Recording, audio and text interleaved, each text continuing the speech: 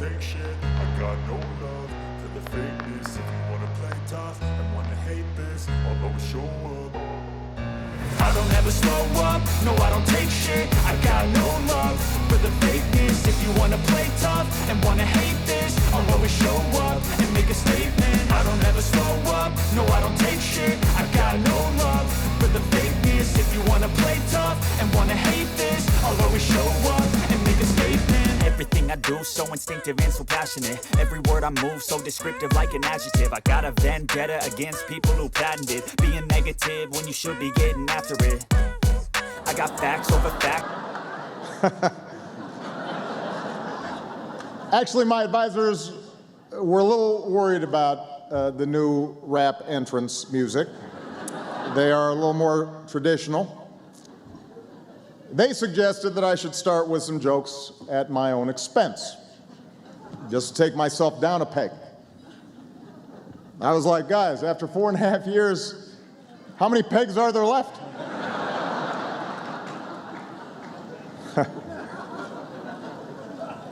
I want to thank the White House correspondents. Ed, you're doing an outstanding job. We are grateful for the great work you've done. To all the dignitaries who are here, everybody on the dais, I especially want to say thank you to Ray Odierno, who does outstanding service on behalf of our country, and all our men and women in uniform every single day. And of course, our extraordinary First Lady, Michelle Obama.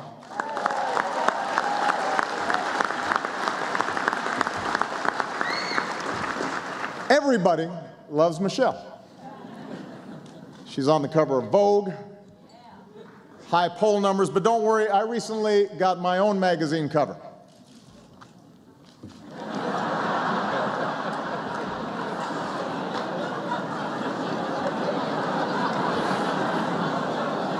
Now, look, I get it.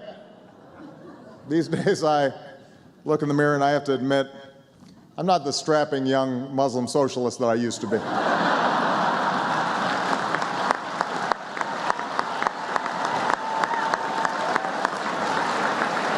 Time passes, get a little gray,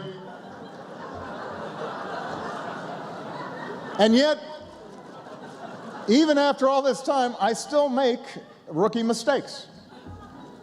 Like I'm out in California, we're at a fundraiser, we're having a nice time. I happen to mention that Kamala Harris is the best-looking attorney general in the country. As you might imagine, I got trouble when I got back home. Who knew Eric Holder was so sensitive?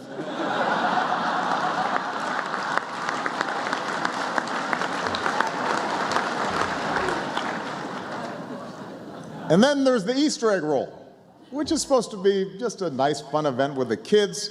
I go out on the basketball court, took 22 shots, made 2 of them. That's right, 2 hits, 20 misses. The executives at NBC asked, "What's your secret?"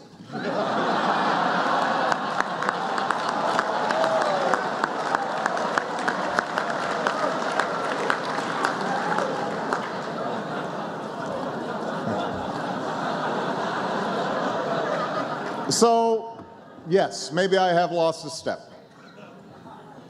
But some things are beyond my control. For example, this whole controversy about Jay-Z going to Cuba. It's unbelievable. I've got 99 problems, and now Jay-Z's one.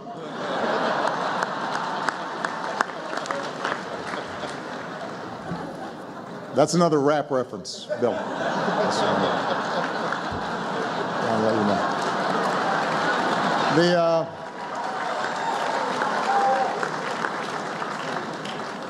Of course, everybody's got plenty of advice. Maureen Dowd said, I could solve all my problems if I were just more like Michael Douglas in The American President. And I know Michael's here tonight. Michael, what's your secret, man? Could it be that you were an actor in an Aaron Sorkin liberal fantasy? Might that have something to do with it? I don't know. Check in with me. Maybe it's something else.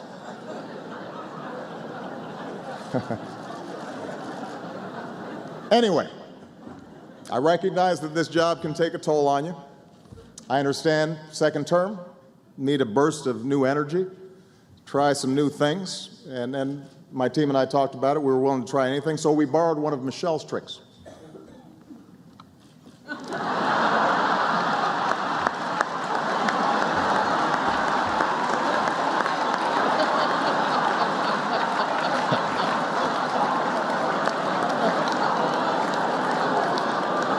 I thought this looked pretty good, but no bounce.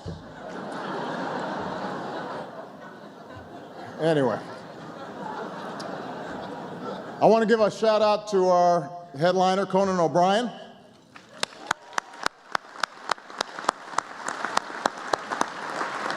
I was just talking to Ed, and I understand that when the Correspondents Association was considering Conan for this gig, they were faced with that age-old dilemma. Do you offer it to him now or wait for 5 years and then give it to Jimmy Fallon?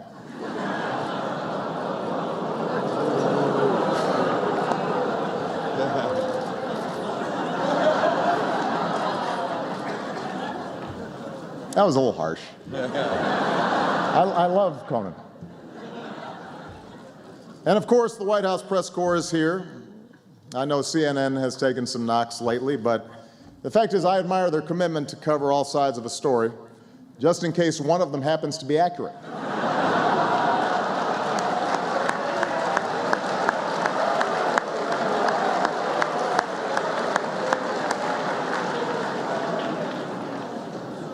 Some of my former advisors have switched over to the dark side.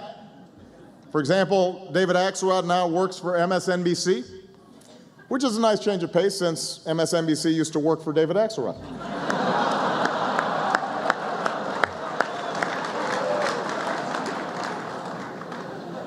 The History Channel is not here. I guess they were embarrassed about the whole Obama is a devil thing.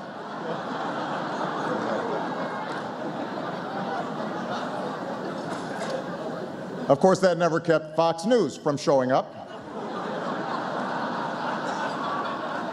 They actually thought the comparison was not fair to Satan.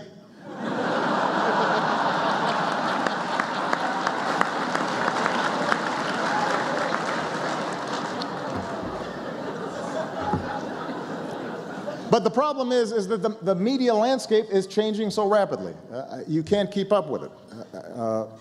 I mean, I remember when BuzzFeed was just something I did in college around 2 a.m.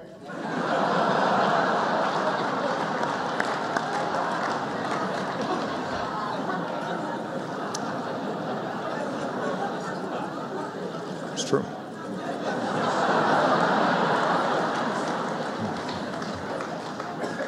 Recently, though, I found a new favorite source for political news. These guys are great. I think everybody here should check it out. They tell it like it is. It's called whitehouse.gov. I cannot get enough of it. The fact is, I really do respect the press. I recognize that the press and I have different jobs to do. My job is to be president. Your job is to keep me humble. Frankly, I think I'm doing my job better.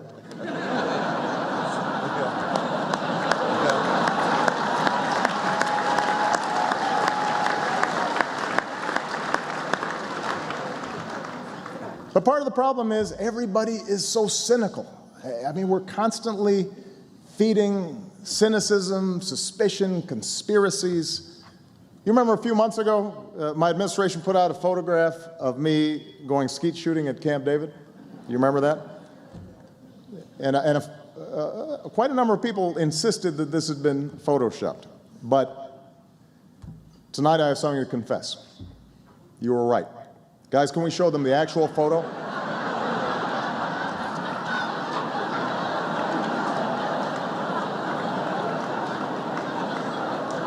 We were just trying to tone it down a little bit. That was an awesome day.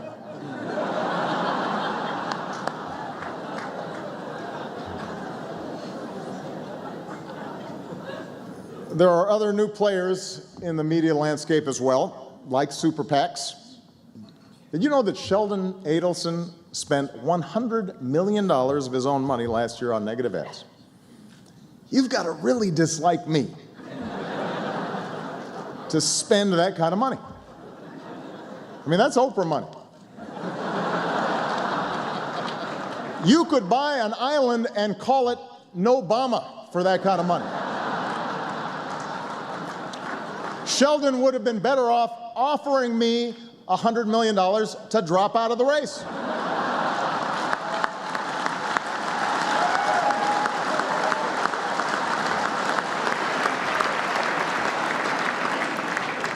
I probably wouldn't have taken it, but I thought about it. Michelle would have taken it.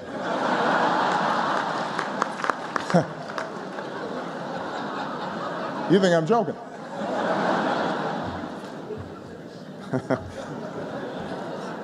I know Republicans are still sorting out what happened in 2012, but one thing they all agree on is they need to do a better job reaching out to minorities. And look, call me self-centered, but I can think of one minority they could start with. Hello?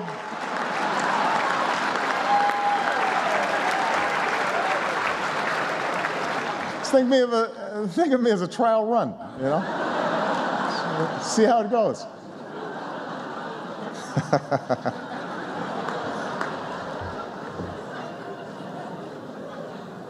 If they won't come to me, I will come to them. Recently, I had dinner. It's been well publicized. I had dinner with a number of the Republican senators. And I'll admit it wasn't easy. I proposed a toast. It died in committee.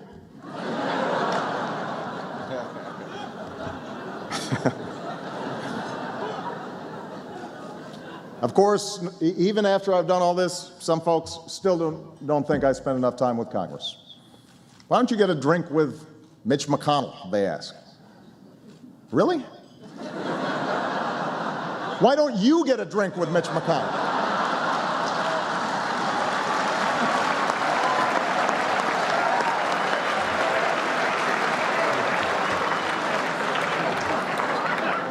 I'm sorry, I get frustrated sometimes. I am not giving up. In fact, I'm taking my charm offensive on the road. A Texas barbecue with Ted Cruz, Kentucky bluegrass concert with Rand Paul, and a book burning with Michelle Bachmann.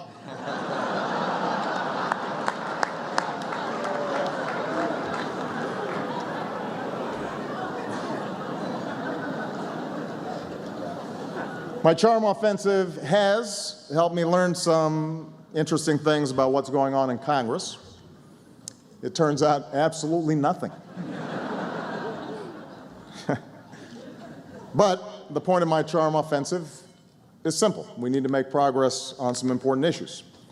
Take the sequester. Republicans fell in love with this thing, and now they can't stop talking about how much they hate it. It's like we're trapped in a Taylor Swift album.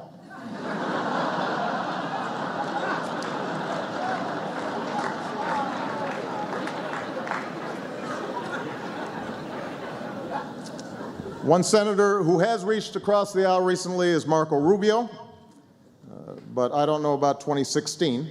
I mean, the guy has not even finished a single term in the Senate, and he thinks he's ready to be president.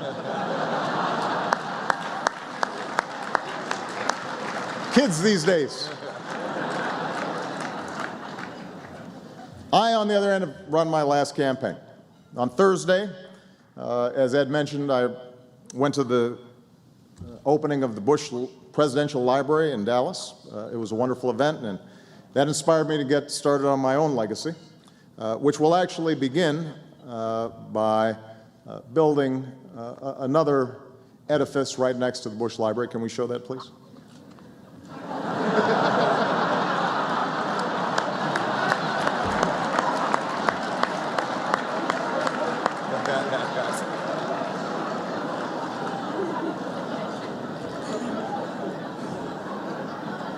I'm also hard at work on plans for the Obama Library, and some have suggested that we put it in my birthplace, but I'd rather keep it in the United States.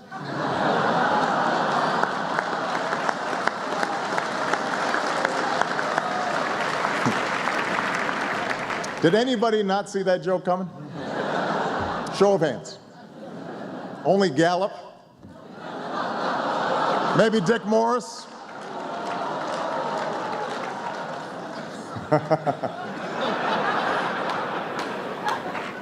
Now, speaking of presidents and their legacies, I want to acknowledge a wonderful friend, Steven Spielberg, and Daniel Day-Lewis, who are here tonight. We had a screening of their most recent film, Lincoln, which was an extraordinary film. I am a little nervous, though, about Steven's next project. I saw a behind-the-scenes look on HBO. Well, let's just check it out. Roll the tape. Well, I was thrilled that Lincoln was a success, and as I was thinking about what to do next, in the middle of the night I woke up and it hit me. Obama. I mean, the guy's already a lame duck, so why wait? Picking the right actor to play Obama, that was the challenge. I mean, who is Obama really? We don't know. We never got his transcripts, and they say he's kind of aloof. So I needed someone who could dive in and really become Barack Obama. And as it turns out, the answer was right in front of me all along. Daniel Day-Lewis. He becomes his characters. Hawkeye from Last of the Mohicans, and Bill the Butcher from Gangs of New York, and Abraham Lincoln in Lincoln. And you know what? He nailed it. Was it hard playing Obama? I'll be honest, yeah, it was. This accent took a while. Hello, Ohio! Hello, Ohio! I love you back. Look, let me be clear about this. The cosmetics were challenging. I mean, you wouldn't believe how long it takes to put these ears on anymore. I don't know how he walks around with these things. But once we had Daniel to play Obama, we had to cast the rest of his team. And I think we've got some pretty terrific performances. Working with a legend like Daniel is intimidating, but he makes everyone better. You know, without him, I never could have played Joe Biden. Literally, I'm Joe Biden. The hardest part? Trying to understand his motivations. Why did he pursue healthcare first? What makes him tick? Why doesn't he get mad? If I were him, I'd be mad all the time. But I'm not him. I'm Daniel Day-Lewis.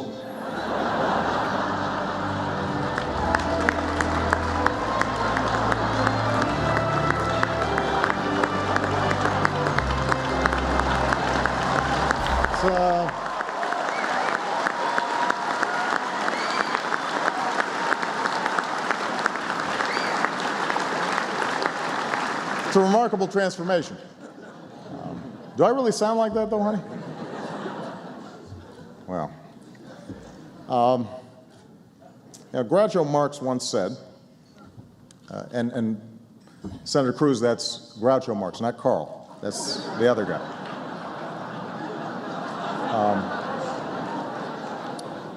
Groucho Marx once told an audience, before I speak, I have something important to say. And along those same lines, I want to close on a more serious note. Obviously, there's been no shortage of news to cover over these past few weeks. And these have been some very hard days for too many of our citizens. Even as we gather here tonight, our thoughts are not far from the people of Boston and the people of West Texas.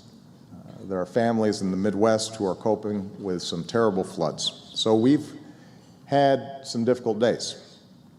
But even when the days seem darkest, we have seen humanity shine at its brightest. We've seen first responders and National Guardsmen who dashed into danger, law enforcement officers who lived their oath to serve and to protect, and everyday Americans who are opening their homes and their hearts to perfect strangers. And we also saw journalists at their best, especially those who took the time to wade upstream through the torrent of digital rumors to chase down leads and verify facts and painstakingly put the pieces together to inform and to educate and to tell stories that demanded to be told. If anyone wonders, for example, whether newspapers are a thing of the past, all you need to do was to pick up or log on to papers like the Boston Globe. It's when they're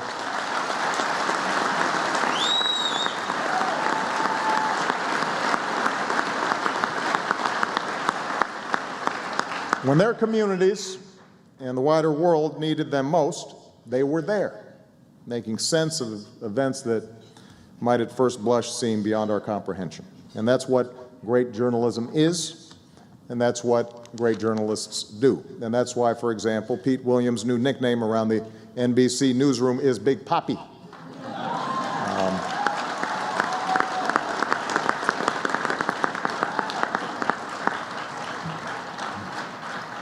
And in these past few weeks, as I've gotten a chance to meet many of the first responders and the police officers and volunteers who raced to help when hardship hits, I was reminded, as I'm always reminded when I meet our men and women in uniform, whether they're in war theater or here back home or at Walter Reed, Bethesda, I'm reminded that all these folks, they don't do it to be honored. They don't do it to be celebrated. They do it because they love their families, and they love their neighborhoods, and they love their country. And so these men and women should inspire all of us in this room to live up to those same standards, to be worthy of their trust, to do our jobs with the same fidelity and the same integrity and the same sense of purpose and the same love of country. Because if we're only focused on profits or ratings or polls, then we're contributing to the cynicism that so many people feel right now. And so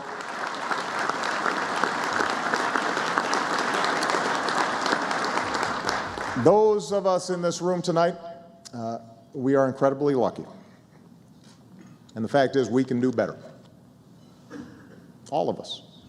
Those of us in public office, those of us in the press, those who produce entertainment for our kids, those with power, those with influence, all of us, including myself, we can strive to value those things that I suspect led most of us to do the work that we do in the first place, because we believed in something that was true, and we believed in service, and the idea that we can have a lasting positive impact on the lives of the people around us. And that's our obligation. That's a task we should gladly embrace on behalf of all those folks who are counting on us, on behalf of this country that's given us so much. So thank you all to the White House correspondents for the great work you do. God bless you all. May God bless the United States of America. Thank you.